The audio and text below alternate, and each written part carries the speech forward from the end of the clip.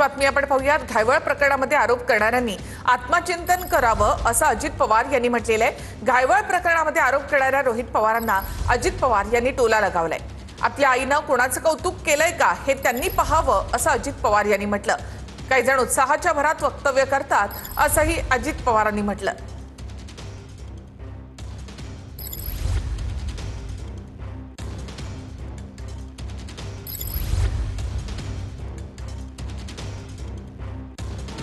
तर घायवळ प्रकरणामध्ये अजित पवार यांनी रोहित पवारांना टोला लगावलेला आहे।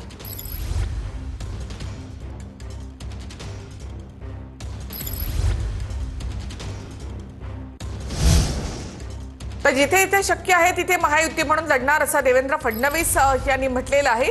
जिथे सर्वांची ताकद आहे तिथे मैत्रीपूर्ण लढती होतील असं मुख्यमंत्री देवेंद्र फडणवीसांनी म्हटलं। तर निवडणुका जाहीर झाल्यानंतरच सगळं चित्र स्पष्ट होईल असं अजित पवार यांनी म्हटलेलं आहे।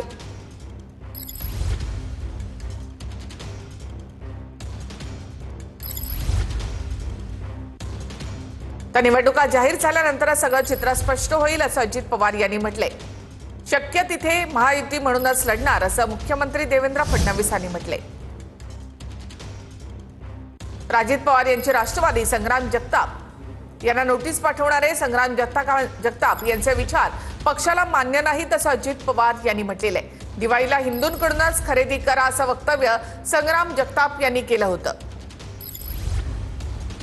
तर अजित पवारांची राष्ट्रवादी आता संग्राम जगताप यांना नोटीस पाठवणार आहे।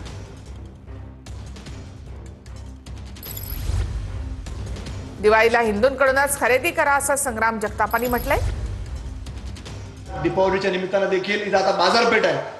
मी तुम्हाला सर्वांना विनंती करल, जो दीपावलीच्या निमित्तानं काही खरेदी करल ते एक लक्षात घ्या, तर ती खरेदी करत असताना आपला पैसा, आपली खरेदी आणि आपल्यातला जो नफा भेटल तो फक्त आणि फक्त हिंदू माणसालाच झाला पाहिजे।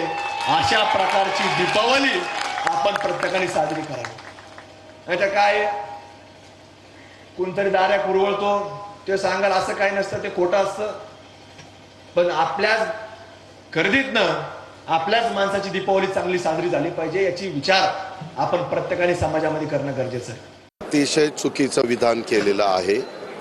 आम्ही त्यांना कारणे दाखवा नोटीस पाठवणार आहोत। एकदा पक्षाची ध्येय धोरणं ठरल्यानंतर पक्षाच्या विचारधारेपासून जर कुठलाही खासदार, आमदार किंवा संबंधित जबाबदार व्यक्ती अशा प्रकारची वक्तव्य करत असतील तर ती वक्तव्य राष्ट्रवादी काँग्रेस पक्षाला अजिबात मान्य नाही। मी तिथे एका कार्यक्रमाला गेलेलो होतो तेव्हाही त्याला सांगितलेलं होतं। तो म्हणाला की नाही मी त्याच्यामध्ये सुधारणा करेन, पण ते सुधारणा करताना दिसत नाही। त्याच्यामुळं त्याची जी भूमिका आहे, त्याचे जे विचार आहेत ते पक्षाला अजिबात मान्य